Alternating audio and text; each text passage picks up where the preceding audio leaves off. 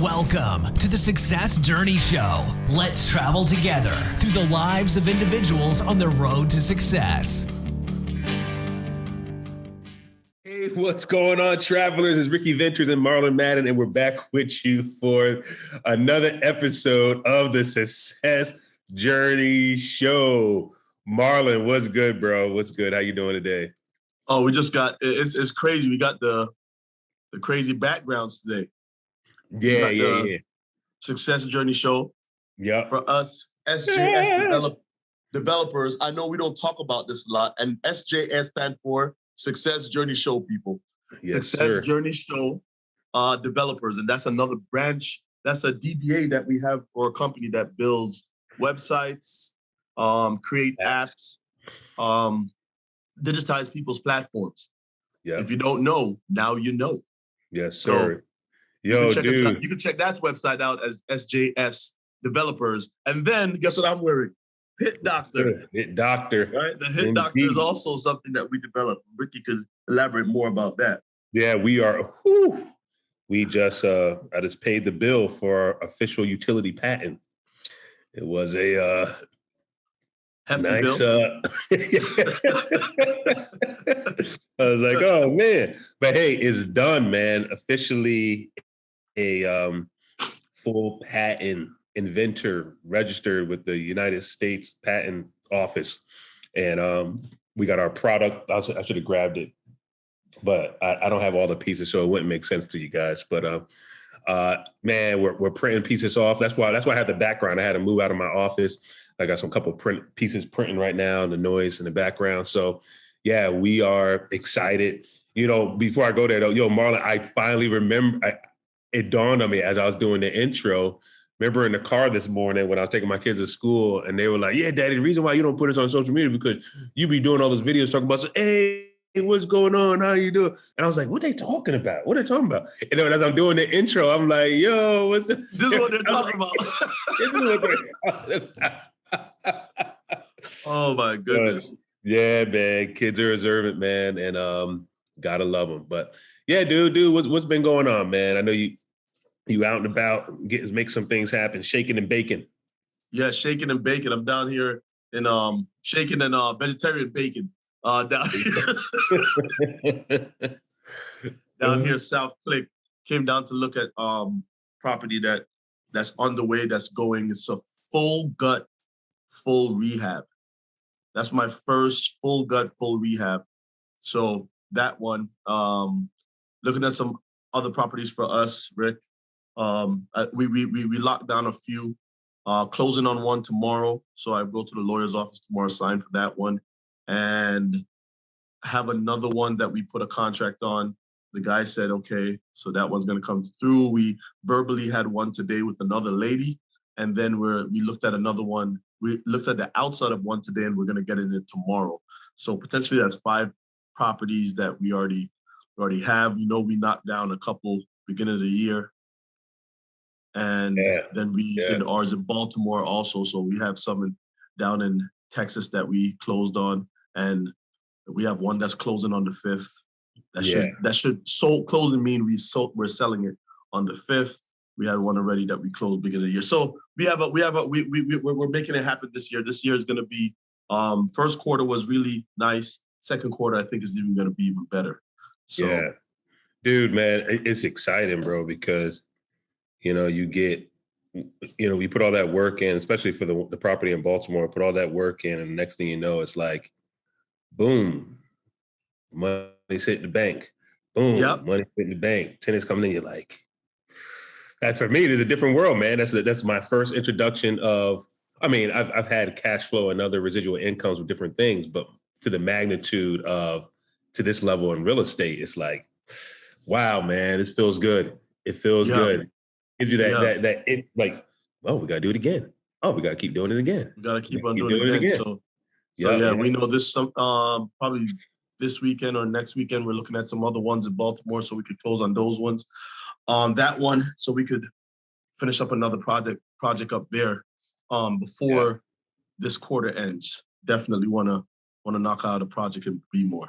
Yeah, absolutely. But hey, man, let's jump to our guests. the favorite part of our show. And stay tuned, guys. I know Jay likes to put the little segue right here. So, man, go ahead, Jay. Do your thing, man. Do your thing, Jay. And, see you guys on the next side, on the other side of this.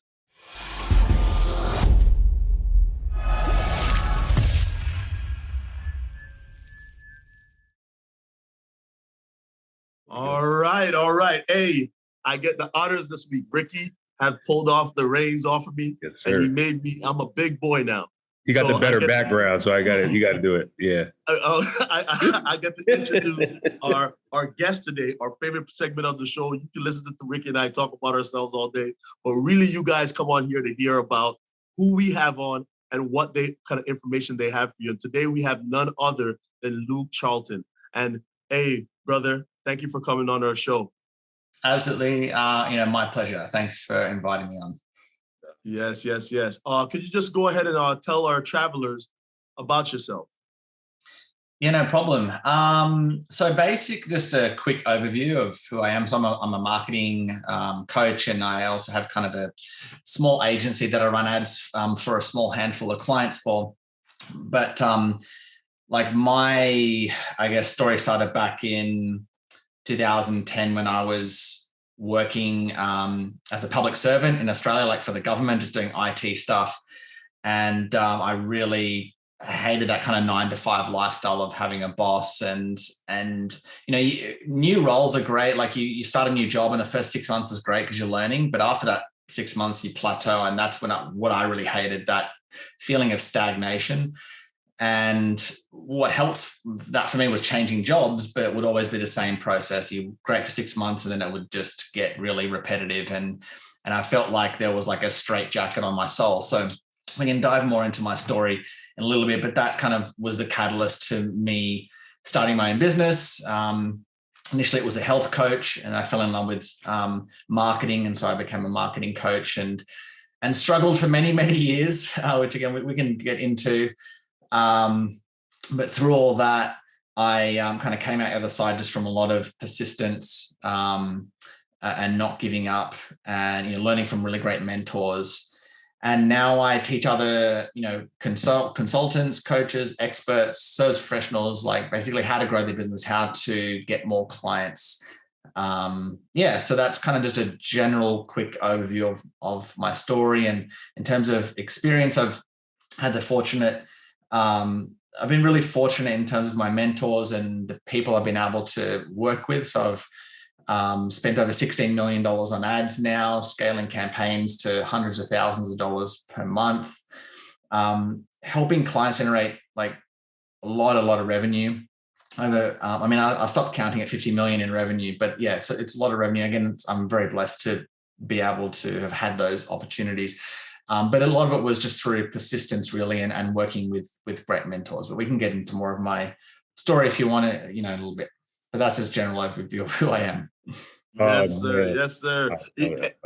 Our audience now are acclimated to your accent because you're now the fourth person from Australia that we have interviewed, like in the space of 2 months. Weeks. Yeah. 6 weeks. Very yeah. nice. 6. Yeah. Yeah. 2 of I'm talking with Americans all the time. Like half my client base, actually, most of my email list is Americans, and most of my, I say about 60% of my clients are American and Canadian. So I'm very acclimatized to. I'm very used to it. Yeah. Love it. Yeah. Now we have even more reason. Yep. Go ahead, Rick. Yeah, more reason to go down there where we it's a selfish little thing for us, right? We get to do this, meet people from all around the world, and it's like, man, we got to get to Australia so we can see Luke in person, right? That'd be those are our bucket list type things, right? Pretty good. But yeah, Luke, you came out the deck. The what's the word? You came out swinging hard. What is it? Came off the bench swinging. Came off the dugout swinging. Whatever. All right, you came out swinging, right? And with the very first thing you said about the type of personality that you have, where you started a new role after the first 6 months, you plateau, you need something else, plateau. Like, let's talk about that for a second. As you start to learn the type of person you are, and how that has driven you to where you are today. A lot of people would call that a problem, right? They'll call it like, oh man, younger people, this generation, and everyone that's older that says it, like younger people, this generation, I don't know what generation they're part of. They just can't stay somewhere forever, right? They have to keep moving and things of that nature. Talk about just what it is, the type of personality that you have to where you get to that point of learning, and then it's like, I'm not really learning anything else. I got to find something else. Yeah, I didn't. Initially, I didn't really know why I was feeling the way that I was feeling. I just knew something was wrong. It was only on reflection after becoming a business owner, and like as a business owner, you guys would probably know, like you're just constantly growing. You have to grow, because if you don't grow, then your business is not growing. So you're constantly learning. And I love that feeling. I love that feeling of progress. And I never had that I said I had it for a very short time with my previous roles, but it wasn't until I got my business did I realize, it's, this is why I love being in business, because you're always constantly growing. And, with my work, I remember at the end, it got so bad.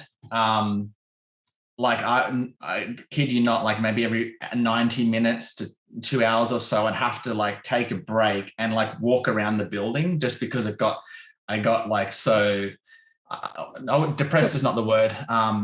So just like I just feel constrained. Like it just felt like I couldn't go anywhere. Physically I'll go anywhere, but internally.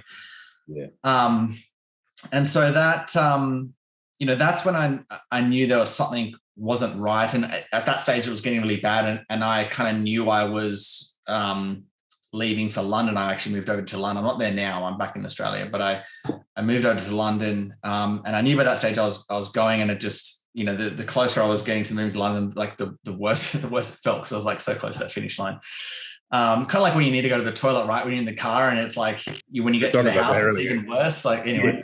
But the point is, like, I knew, for those listening, like if you're feeling this way, it's for a reason. Like I don't believe that you should just put up with that feeling of being stuck, being in that pain, just because someone says, you're young, or you need to suffer through this because that's just the way it is. Like I don't believe that. I think you should listen to your intuition and tell you that something is not right. And literally millions of people have left their job or started a business or whatever it is. You don't have to start a business, but have taken action to improve their situation. And your situation can change. And that doesn't mean that you aren't going to experience challenges. I can get into a lot of the challenges that I experienced in London, but it's so worth it. Like I remember, like, at the end of my job, I knew I was leaving, and I still have friends from that previous job. And I said this to my parents as well. I said, if they offered me $1 million a year, I wouldn't take it. That was probably about 10 times more than what they were paying me at the time. And not only would I not take it because I knew it would mean more pain for me, right? I knew it would mean no more growth, right? If I just stayed in that same job. But I also knew if I started a business, I could earn more than $1 million a year, right? And it was uncapped, right? It's just based on my personal growth and how well I ran my business. So, and my parents didn't get that, and my colleagues never got that. Why would you give up that safe, secure revenue? And again, I just explained why. Just the way that I was feeling, it just didn't feel right to me. So I made that leap into entrepreneurship. Oh man, I tell you, man, that speaks to so many people. Just that, I like what you said. Listen to yourself. Don't feel as though. Trust your gut. Trust your feeling of how you're analyzing the situation. Don't listen to what others external say to you. Marlon and I, we talk about all that all the time. Being confident with who you are, and knowing that, hey, if something doesn't feel right, maybe it's just not right. Maybe it is time for you to shift. And you talked about when you shifted and you went into that leap of entrepreneurship. You had some struggles. The road was a little bumpy, right? Talk to us a little about that, right? When you get out there, you start your own thing, and you move to London. And actually, can I just talk about one thing, because I think it's important for for those that are like, where do you get the confidence to take that leap, I think is important. Because, there are a lot of people that like they want to make that leap. They just don't have the belief. And I spoke to many people in my previous job and lots of people today that they want to do all these things, but they just don't have that confidence. Like, where do you get the confidence to do that? I'm fortunate enough that I guess pain is a good motivator. Pain is a really good motivator. But that can still, you can still be stuck even with that pain, or just going from different 9 to 5 to different 9 to 5. You're not really living the life that you want to live. And I'm fortunate enough that I have had that confidence to make that leap. I'm not really sure where I got that confidence from. But what I do know is that if you want to build your confidence, it all starts with keeping those promises to yourself. And it's just really small promises. As an example, like if you say, I'm going to wake up at 5 a.m. every morning, or whatever the time is, 6 a.m. Or if, hey, I'm going to read a personal development book every day for 15 minutes. It doesn't matter how small that promise is. The point is you make that promise to yourself, and you keep those promises. And then the more that you can show yourself that you can actually achieve these actions that you promise to yourself, the more confidence you will build. And it starts with just really small promises. And so, these small promises to yourself, they sound insignificant, but they're really, really big. And that's what I've noticed with people that want to make these leaps but don't, is that they keep violating these contracts that they make, these promises that they make to themselves. They keep breaking those promises. So that's what I'd recommend. If you're low on confidence, you want that belief that, hey, yes, I can take the leap. I can leave my career. I can run a successful business, or even just move careers, whatever it is that you want to achieve. Start small. Keep those small promises, and that will build your confidence to show yourself that you can actually do the things that you want to do, and then that will lead to bigger actions like quitting your job. And I'm not saying you should. One of the things that I wish I did is I wish that I kept my job and built my business in my spare time. That I think was a mistake, because it would have been nice to have the revenue like my income coming in while I built my business, because I was single at the time and I had all the spare time that I needed to build in my spare time. So even if you've got a family, which I do now, you still have a couple of hours a day, or you could work out a couple of hours a day, stop watching Netflix or whatever as much entertainment, and build your business. But one of the things I wish I did was keep that job while I built my business. But in saying that, I was in such a bad spot and really hating the job at that time that I don't regret jumping. But in terms of your question of like what it was like to make that leap and like some of the struggles that I experienced. So what happened was I quit my job and I moved to London. And the reason why I moved to London is because I thought, well, there's more people in London, so obviously that means that it's going to be easier to get clients, right? And no, it was not. Like that was my thinking back then. And the other thing was, like, when you first start a business, you start following a lot of people because you don't really know. You know that you don't know much, right? So you follow. Yeah. I followed it. Like one guru said, you got to be doing networking events. The next one said, you got to be doing like webinars. The next one said, you got to be doing podcasts. The next one said, you got to be doing speaking, and on it went, right? And so so what I did is I thought, well, if I just do all of them, then that's going to, again, more chances to get clients. So it's kind of like, it was a spaghetti on the wall approach. And in that first 12 months, I got one client, and that didn't even come from my marketing. It came from I invested in a speaker program, and I just met a guy there, and I ended up helping him with some of his copy and stuff. So he was my first paying client in the whole like 12 months of being in London. And so I went over there with like, I think 20 grand or so in savings, and then came back in like a lot of debt, like about $20,000-$30,000 in debt. So it got so desperate at the end, like if you're thinking, like I got so desperate to like earn money that I went away from the coaching that I wanted to do to like like I started selling like every time I think about my time in London, I always think of like an extra thing that I tried to do to earn money, right? So I started selling like this MLM company's pain patches. I didn't sell any. I ended up selling none, right? But I ended up giving them away to my family because I just couldn't sell these pain patches. That actually worked really well. So anyway, I spent like about $1,000 on pain patches that I never sold. I went door knocking on like restaurant doors to sell like mobile phone websites, like responsive, like again, nothing to do with coaching. I just, it was just like an opportunity type offer that one of my mentors said, oh yeah, these are really hot at the moment. Go try to sell this. It might make you some money. Didn't make it, didn't get any sales. I did cold calling. So there's this website of coaches. It's called the International Coaching Federation. You can look up all these certified coaches. So I like just downloaded that list and like cold call them to try and turn them into clients. Oh, this is probably the most embarrassing one. I did modeling. I tried to do modeling. Thank God. I thought you were going to say something else. No. I didn't go any further than modeling. So because you see modeling and they're like, wow, you work for like a few hours a day and they pay you a lot of money. So I'm going to go, like do like, but before you become a model, you have to get like headshots. So I went and paid like $1,000 to get headshots. And then I remember at the end of like doing all the poses and stuff. And the lady was like, have you ever done modeling before? I'm like, no. She's like, okay. And then she's like, we're going to have to do your headshots again and your poses. You have to go practice in the mirror. And then I'm like, okay, that's the end of my modeling career.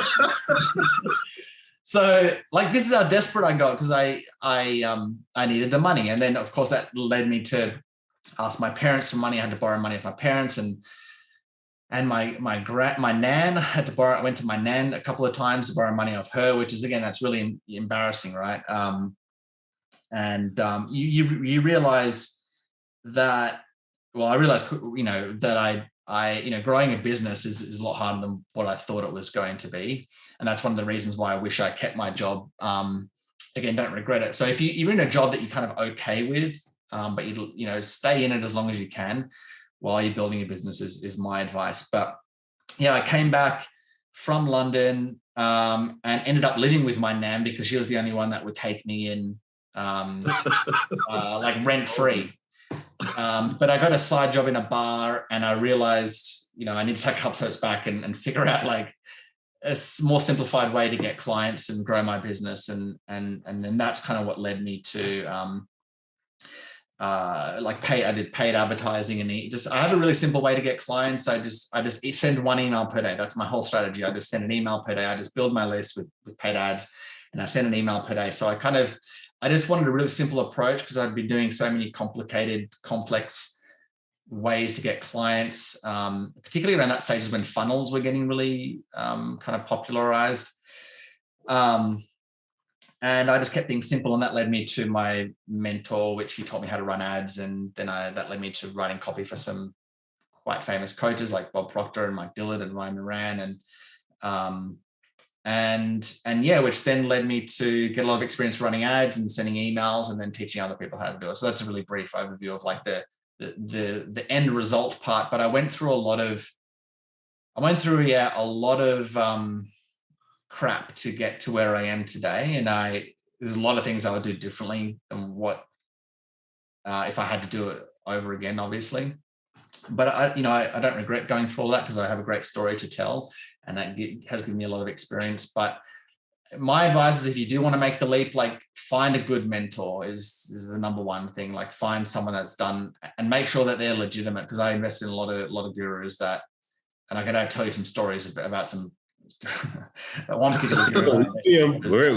We know. We talk about them all the time, man. Yeah. These guys that they could take water and make you make an airplane and they can do everything. But when you find a good mentor, it really will transform your business and your life. Like if you find a good mentor that knows what they're doing, they will really take you to places that you'd never thought you would be able. Like I never thought I'd be earning what I am earning today. I was just trying to get to 10 grand a month. Like 10 grand a month to me when I was earning in London, it was basically zero.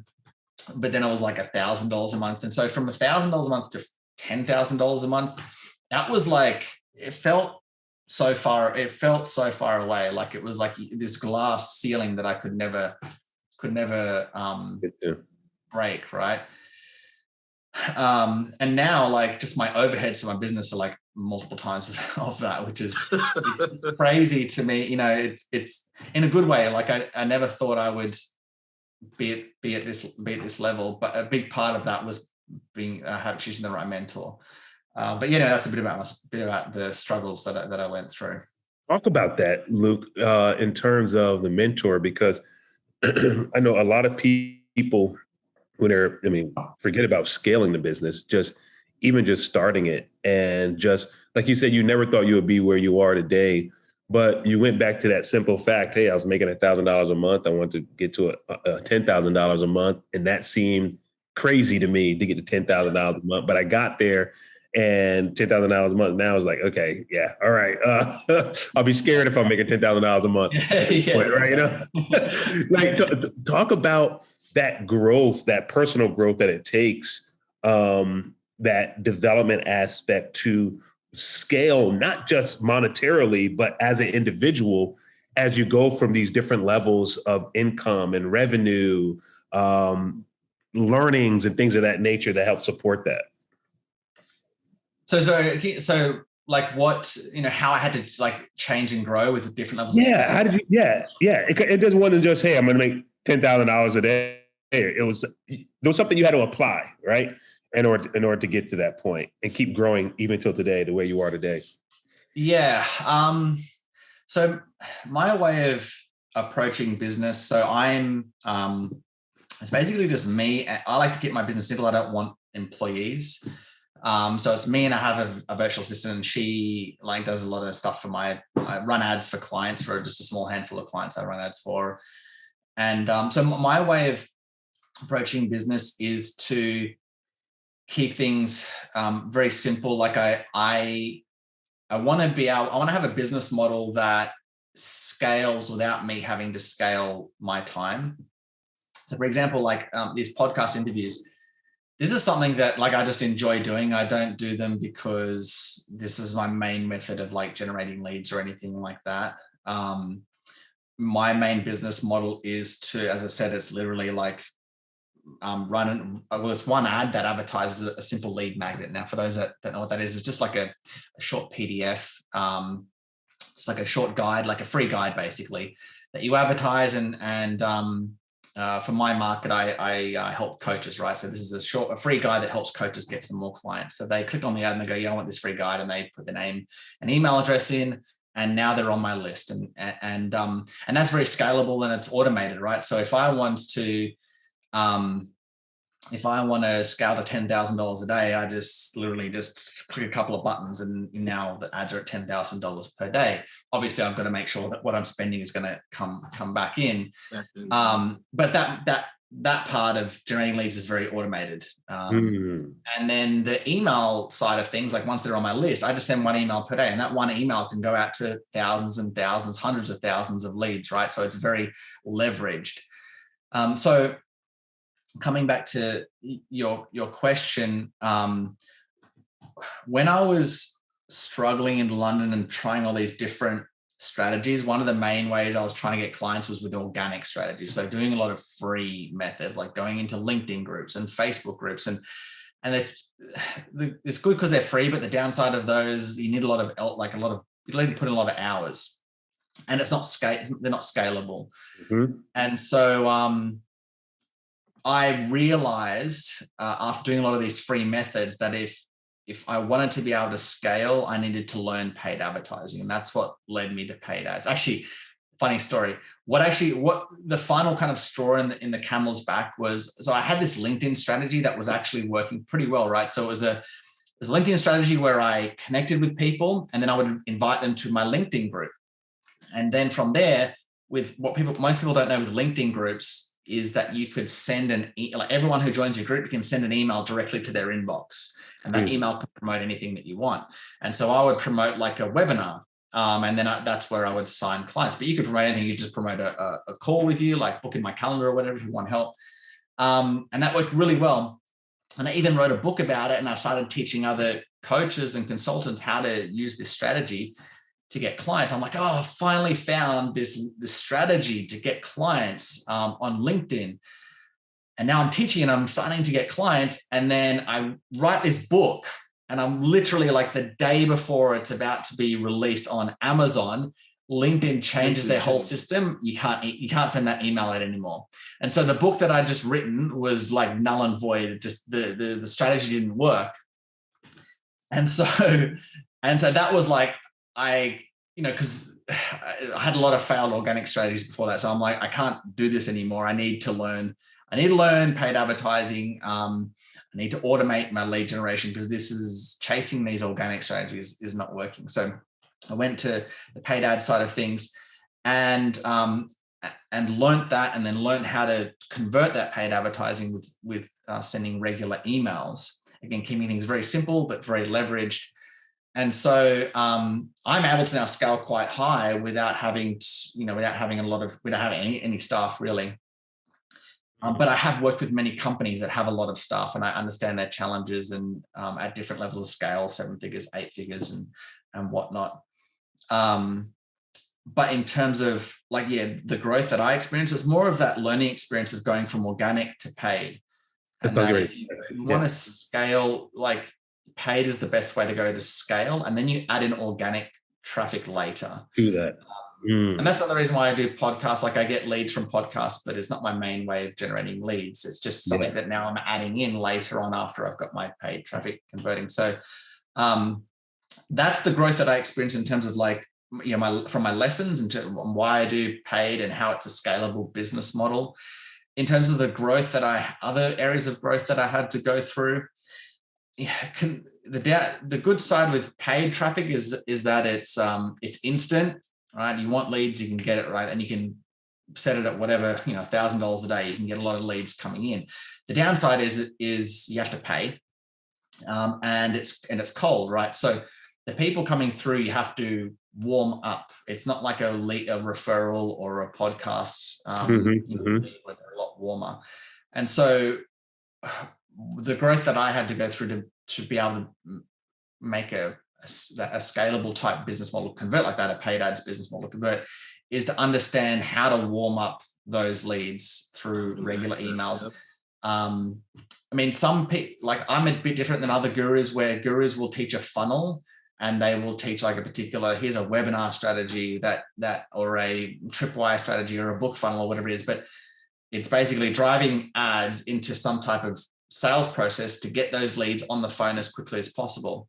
Now that's great. It'll get you a lot of appointments, but those appointments will be cold. They're not warmed up. And so and then trying to sell those people into a high priced program is, you need a much higher level of sales skills than if you were to just warm them up with regular emails first. So I prefer sending regular emails because I like to speak to people that know who I am, are educated about my offer and my system, and that want that, as opposed to someone who I get on the phone with is completely cold and I have to kind of educate them about who I am. Here's how we get results. And I don't like that because you're doing a lot of calls for not many conversions. So there's just some of the small things, the small areas of growth and learning that I went through in the way that I have scaled. Kind of like the big one.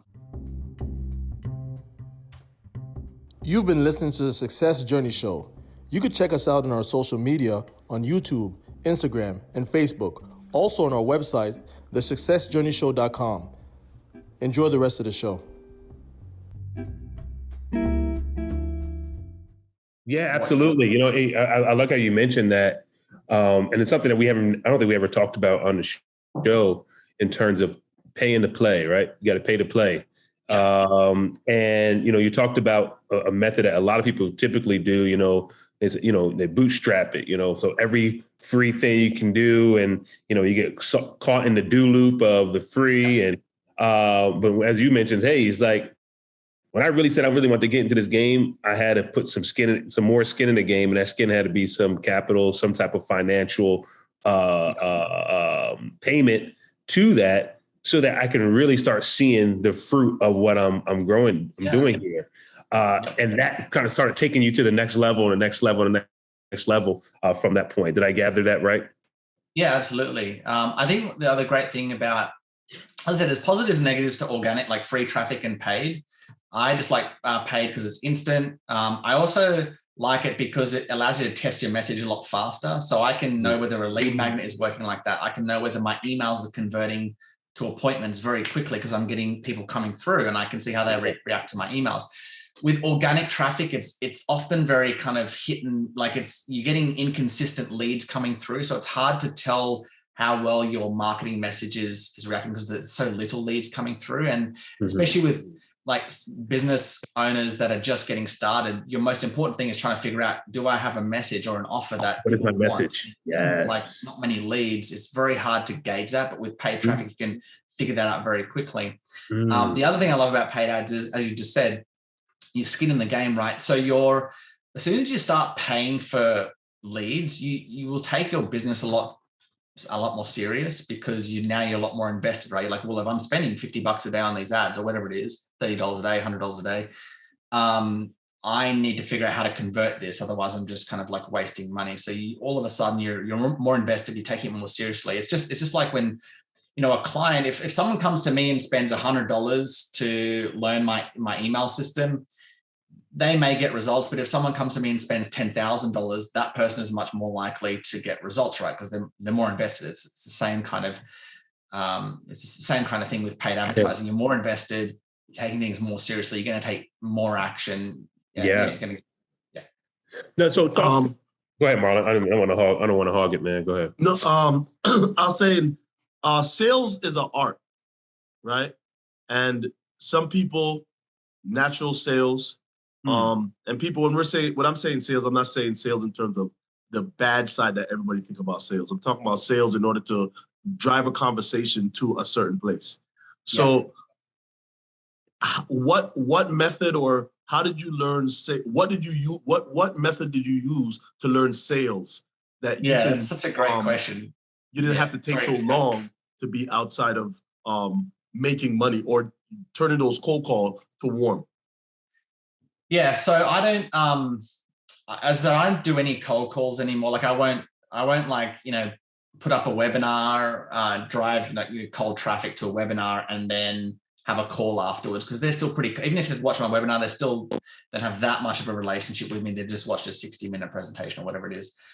The only people that I speak to now are people that are from my email list. So they're what I call, they're like the warmest type of prospect that you can get. They're much warmer than a referral.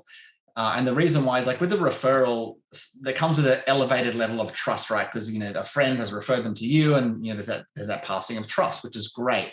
But they're still usually not really educated on, who you are, what your story is and how your offer or your system or your product works. So you have to, when you're on the call with them, you still have to educate them about how you get results or how your offer or your program, your product works.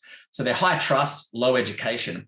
With email, it's different. It's when they get on the phone with you, it's high trust, high education, right? Because they've been reading your emails. They know who you are. They know your story. Like I tell stories almost every email is a story, a personal story, from my past or current story. So they really get to know who I am. And they also, because at the end of my emails, I pitch my program, they get to know about my program, what's in it, et cetera, et cetera. So by the time I speak to a person, they know who I am, they trust me, they like me, I've got credibility, they know I'm an expert, they know about my program, they want my program. And now it's just a matter of, is it a good fit? Like, can I help them? Do I want to help them kind of thing? And so in terms of your question, Marlon, I used to hate sales because I was speaking to a lot of cold people. I hate that type of sales. I don't ever want to do that. I don't want to talk to people that are cold because there's just a lot of trust and education you have to do in the sales process. I don't want to do that anymore. I've done 1,000 of those calls, probably a lot more actually. And I don't want to do that anymore. I'd rather speak to the prospect that knows me, likes me, trusts me, wants to work with me, and it's a much easier close. So I rely a lot on my my emails, my marketing, my regular emails to do a lot of the selling for me. I guess email, you could see it as selling. The advertising part, I guess you could consider marketing. The regular emails are selling because I'm kind of selling them on my program. I'm selling them on me. and then the sound, like the actual conversation, like the face-to-face Zoom or whatever it is, it's almost like a foregone conclusion. Like they know they want to work with me. It's just like, can they afford it basically at that stage? And so I have really fallen in love with selling. Like when I transitioned to this system, which is a while ago, it was back 2016. I really started to enjoy selling when I'm speaking to these types of prospects. And also not only because my closing rate is much higher, and because I am speaking to people that kind of resonate with me, because they resonate with my personality, even my worldview. It's crazy. I attract a lot of really good quality clients. Also because the sales process is way easier. It's like I don't have any script, right? It's just a simple conversation of like, hey, where are you trying to go? Where are you right now? What are you stuck with? What have you tried?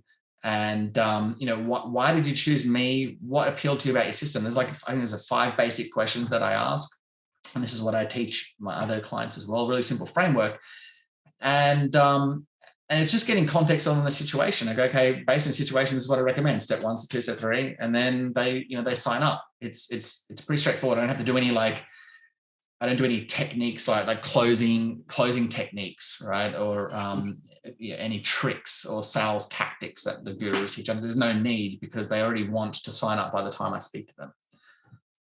Wow, that's very unique in the world of sales. I know a lot of people are hearing it and saying, okay, yeah, but that's very unique in the world of sales. That when you actually talk to the person, pretty much what we would call rapport has been built, and that trust is there already. So now we're just down to the brass tacks of, hey, can you afford the program? Here's the program. Yep. Does it fit? Absolutely. Now, what I will say is there's still some kind of basic sales things you want to do. Probably the most. Have you guys read the book by Oren Clef? What is it? It's called Pitch Anything. Anyway, he talks about I don't know if he calls it frames, but basically at the start of a sales conversation, you want to set the frame. And all that means is, I think of it this way, and this is where a lot of coaches and experts that I work with, service professionals, when they get on the phone, because they need the client, needing the client is a really bad place to be in when you go to close someone. That need, yes, you need them. We all need, I need clients to keep my business going. But if you come into that mindset of I need the client, I really need this client, all of a sudden it's like you're auditioning to them, right? Mm-hmm. And that's not how you want to approach it. Like you have to be of the mindset that they are auditioning to you, because it's true. Like there's less of you to go around. There's less, you're the only one in the world that does what you do the way that you do it. So it's literally just one of one. And if you're not positioning yourself that way, then you need to fix that. But you're one of one, and there's literally thousands and thousands of prospects out there. So if they don't sign up, no, that's fine. Next one in, right? So they are auditioning to you. And so you have that mindset going in, and then you have to lead with that mindset. So you have to really lead the sales conversation. That's probably the biggest thing, is leading the sales conversation. So as soon as someone jumps on the phone, hey, Judy, thanks for coming on. As I mentioned in my emails, the way this conversation is going to go is really straightforward. All I'm going to do is ask you some questions more about your business, like where you want to go, where you're stuck, what you've tried, those types of things, just basic questions. And then from those questions, I'm going to map out a simple step-by-step plan on what I recommend if I was in your situation. Does that make sense? Okay, great. So first question. So the point is, you lead like that, right? What I've noticed, and that's where you set the frame. So you are in control. In other words, you are in control. You are leading. If you let them lead the beginning of the conversation, your chances of closing them are basically Correct. Zero. Done. Right? You have to regain that control and say, you have to. Set a good way to start a sales conversation is just set the expectations. This is what we're going to do.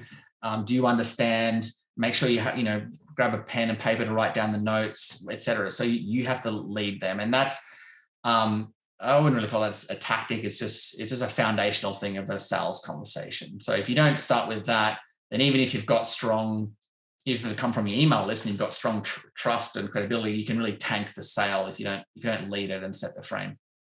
Yeah, it's funny that when you talked about checking the person out while you're talking to them and let them know that you have a choice to make too. So I was a Marine Corps recruiter, and I remember this time we needed 5 days. I had 5 days in order. We got to had somebody say, yes, I want to join. They have to go through the process of doing all the physicals and everything in order to join the military. We have 5 days for this person, and I have this person in my seat, and all my boys is like, yo, we're counting on you. Come on, let's do it. And at the end of the conversation, I said to the guy, I said, hey, listen, man, hey, we had a beautiful conversation today. You probably, how do you feel about it? The guy's like, yeah, I'm pretty sure I want to do it. I'm like, check this out, big dog. I want you to go home and I want you to sit down and I want you to think about it because I don't want you to have buyer's remorse. And buyer's remorse is that I go through, I say, buyer's remorse, you go home and you think you come to it here and you wanted only a Honda Accord and you leave here with a Corvette. I don't want that to happen. So I want you to go home, think about it. And at the same time you're thinking about it, man, I have some thinking about it. I have to think about also if I really want to see a fit for you for the Marine Corps, because we're very selective of who we have joined. And so when I sent that kid away, my friends are back there like, yo, what are you doing? We need this. I said, don't worry about it. When I start to speed him up, he's going to want to speed up with me. Right now, if I speed him up, he's going to think I need him. So let me do that when I speed him up, he's going to want to run with me.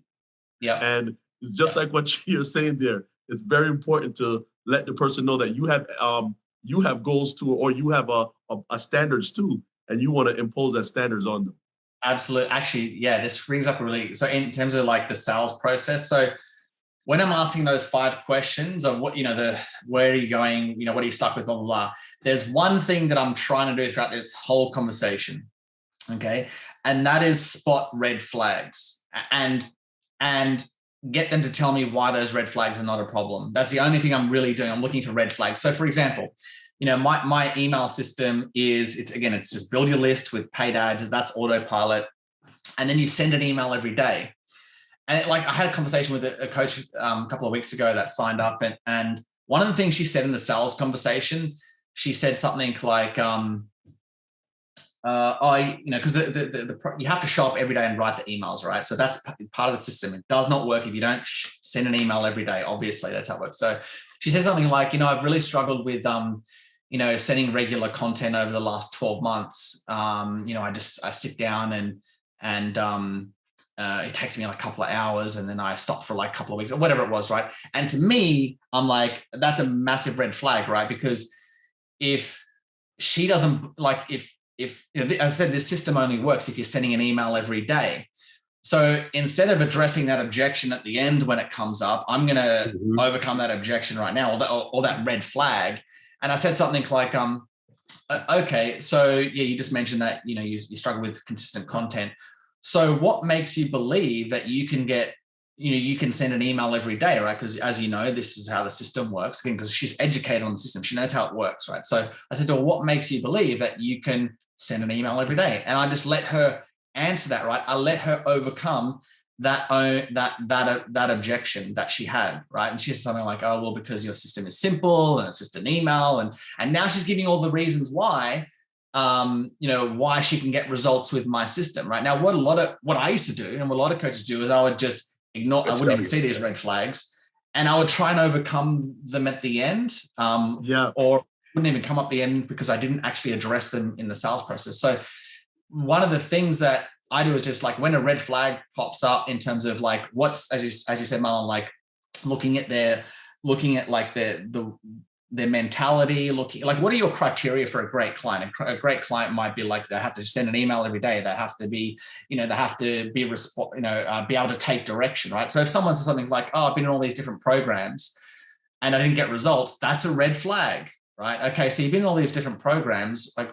What I would say, and I've had this before, like what makes you think you can get results with my program when you didn't get results in those programs, right? That's a red, so I overcome that, right? So you got to, I think a good way to do it is like, what's the criteria I need for a perfect client? if they're speaking to you and they don't, and there's something pops up that kind of goes against one of those criteria, like, you know, unmotivated or bouncing around from different program to different program, or has struggles creating content, whatever it is. Obviously this is a business context, but it could be weight loss or whatever. Then you want to just ask them about it. And I'm very direct. I'm like, okay, well, what makes you think you can get results in this program then, right? And they will tell you. They will tell you why. And now that objection is, you know, that's overcome. Generally, you don't have to really address it again. You know, you say you don't use tactics. I'm not trying to convince you that you use tactics, but you say you don't use tactics, but that conversation, even though it's simple, those are key things to do, because, you know, Marine Corps, you have to cut your hair. Yeah. And one thing they told me, and I used it, it happened to me, I thought somebody was doing a bloopers on me, is that somebody said, I want to join, but I just don't want to cut my hair. And I just said, hey, big dog. All right. I said, hey, let's take a step back. I can appreciate the fact your hair is very nice. I love your hair. I wish I had some. You know, you lighten it up a little bit. And then you say, hey, but listen, today we talked about how you're going to be more physically fit in the Marine Corps. Remember you talked about that? That was one of the things you wanted? Yes. Yeah. Okay. You remember when you talked about how you just want to make your family proud? Yes. Now, doesn't those benefits outweigh your concern of cutting your hair? The person would be like, you know, you're right. And right there in the conversation, just like you said, I'm not going to try to handle that at the end to get a yes. Yeah, exactly right. Yeah. I'm going to handle that right now so that person understands why at the end when they're saying yes, you've already handled all their disinterests, their wanted can't have it, wanted can't get it, all these different things that happens in the conversation, so you can guide them. So when at the end, when you ask them, hey, now that we've come to the end of our conversation, is this something that you can see yourself doing? Yes. Hey, let's go to the next steps. And they're willing to take. Yeah. And but you're using tactics, but it's more that's simplified. That's the only thing that I do. That's like literally the only thing. I'm like literally in my mind, I go, what's the red flags here? And that's it. That's the only, if you call it a sales tactic. The other thing, if you don't address it then and there, what will happen is they won't bring it up at the end. Like they won't say, oh yeah, but like my haircut, I just don't want to shave. Like what will happen is they just won't say anything, or they'll make up a different excuse.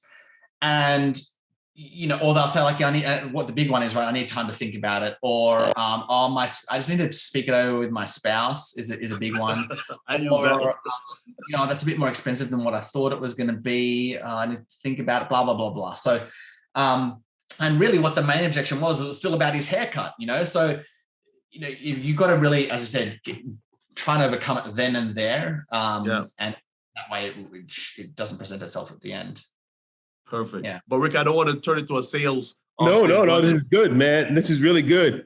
I did, all right. One thing I wanted to just clarify for the travelers, and you can go as deep as you want in terms of your program and the different variations, because when people, common people, when they're getting started into paid advertisement, the first thing you think of is the social media, right? The Facebook, the Instagram. Hey, I'm going to pay a certain amount of dollars for how many views or how many things, whatever. You know, it's very low level. You know, it's pay to play, right? Yeah. Can you talk about if you have any more content around that and how that helps you, or more so how your system varies from, you know, just doing the common, hey, I'm just going to set up a profile on one of these social media platforms? Yeah. So just some context, like I generally help people that are already in business. So coaches is generally who I help, like say weight loss coach, marketing coaches, dating coaches. So people that already have like a service to sell is who I help, right? So I won't generally help you come up with like you need to bring some experience to the table, I guess I could say. I can help you craft an offer, but you need to kind of come with experience in some area. It could be, as I said, dating, weight loss, whatever it is, business building or something, and then I can help you craft an offer. But I generally help people that are almost like kind of starting, like have started their business or already, you know, at six figures or more. Actually, sorry, I will say most of my clients are earning under six figures. Their coaches generally earning under six figures. But in terms of like my system, as I said, it's very simple. You just build your list with a lead magnet, and then you send regular emails to with an offer at the end to book a spot in your calendar. Now that in itself, that process is very simple, and that's the reason why I did it, because I was so struggling. When I got back from London, I'm like, I started thinking like, what did like the gurus do before funnels? Like, what did the old school guys do and to generate leads and high ticket clients? You look at history in the beginnings of the internet, it was all about list building, right? Just build your list, email your list. Before internet, it was the same thing. Build your list, like from whatever it is, a newspaper advertisement or whatever, and then you follow up with that list. Okay, and it's in an offline capacity, but still build a list, message the list. Very simple. And so I'm like, okay, I'm just going to keep things simple, and that's what led me to do that. So the process of building a list and emailing a list is not a new thing, but the way that I teach that, my system is unique to me because it's based on my experience of, as I said, spending $16 million in ads, generating 500,000 leads, et cetera, et cetera. So like the framework that I use to write your ad, that's unique to me. The way that I show you how to create a lead magnet, that's unique to me. The way that I show you how to send emails that people love to read and get value from and buy from, that framework is unique to me and my system. So that's all unique in terms of my system. It's called the 15-minute client. But probably the best, like if you're if you want to kind of get more of a deep understanding, like you can just go to my blog, like just go to lukecharlton.com /blog. And all of my daily emails are on there. So you can just click through, like my blog is just my emails. Like when I send out an email, my VA just puts it on my blog. And so you can kind of get a feel for the system there. There's a lot of great teachings on paid traffic, on emailing, on selling. So there's lots of different topics that I speak about to my email list. And it's all free. So you just, go look at the blog and see if it interests you and see if it's helpful to you. It's probably the best thing to do. Love it. Love it. You guys heard that. Go to the description. You'll see the blog link right there. Be able to click on that and go check out Luke's blog for us. Luke, man, I mean, this has been a great conversation. And, as you look back now over just the years of development and just growth and, the niche that you've fallen into, what's next for you? What's next? That's a really good question. So I am about to start writing my book on this system. I'm not sure what it's going to be called yet. But yeah, it's just about the daily email system. So I'm going to be writing a book. And what else? I've gotten to a place where this business is in a place where I actually don't really have to work that many hours to kind of keep it going and scaling, which is great. It wasn't like that in the beginning. I was working like 12 hours a day for like no return. Wow. Now it's like just a couple of hours a day, which is really great. And that's why I'm writing the book, because it's a really simple system. It's scalable. But then there's a couple of other business ideas that I have that I want to get going. But at the moment, I'm just focused on making sure that this business is set up for long-term success and having it like a solid foundation. And then working on some other businesses in the future, basically. Love it. I'm going to ask you this question because it's on top of my mind, and I want to give you an opportunity to answer it because of kind of the direction you went in the very beginning of talking to that young professional that has tried everything out there, all these different coaches, all these different systems, and all these different things. What makes what you do just, if you have someone that you're talking to right now, actually, I'll phrase it this way. We ask all of our guests this question, and this is a perfect way to ask this question here. You go back to Luke that just landed in London, right? Yep. Yeah, right. And you go to him and you have like 2 minutes to share with him, why choosing your path of what you do now is the best thing for him to do. Like, what would you say to him? Yeah, first I'd walk up and just slap him in the face. What are you doing in London? It's not easy to get clients here. Go back home. Yeah, that's it. Go live with Nana. She'll help you out. What I would do is I would say the funny thing is most people, like when they start their business, one of the first pieces of advice they hear is like, build your list, right? We're all build your list. Everyone's told to build your list. And I, like, the first bit of software that I bought for my business was Aweber. That was my first thing that I bought. And so I had a Aweber account, and people would join maybe a couple of leads a week or whatever, but I didn't really focus on it. It was just there, and I didn't know the power of it. Obviously, it was only until I went through that whole ordeal did I come back to like the simplicity of just building a list and email list. So I tell him, like, look, dude, just keep things simple. You don't need these complex funnels. You don't need to do 17 different marketing strategies. All you need to do is just build your list. You can do that with a paid ad, one paid ad, and a simple lead magnet. Just build your list and email your list regularly. And make sure that obviously whatever you're emailing or whatever you're promoting to that list is an offer that they want. Obviously, that's critical. And a lot of business owners, whether you're a coach or even an e-commerce store, they have troubles communicating the value of what it is that they're selling. Like, they think that the client wants features, right? So they think the client wants all these different coaching sessions. Like, people don't want coaching. They want to get their dream body. They want to get more clients. They want to get their dream wife or husband or whatever it is. They want that end result.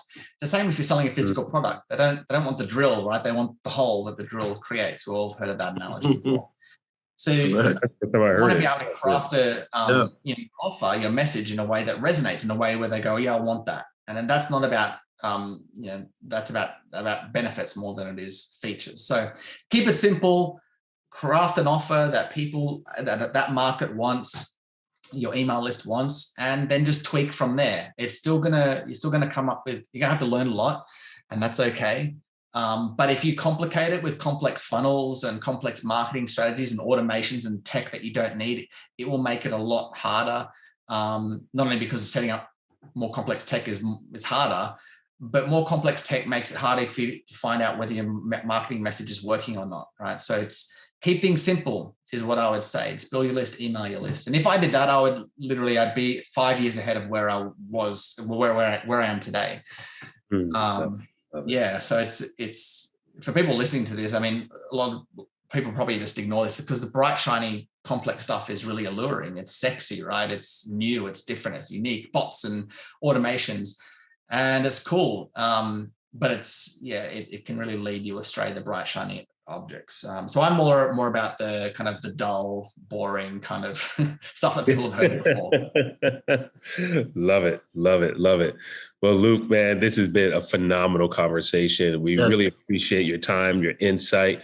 I know you shared your blog, but if there's anything else that you want to share with our traveler in the form of where they can reach you, where they can see more information about you, learn from you, you can share that now with them. Okay, cool. So if they are like in business or just getting started or interested in becoming like some type of service professional, it doesn't have to be a coach.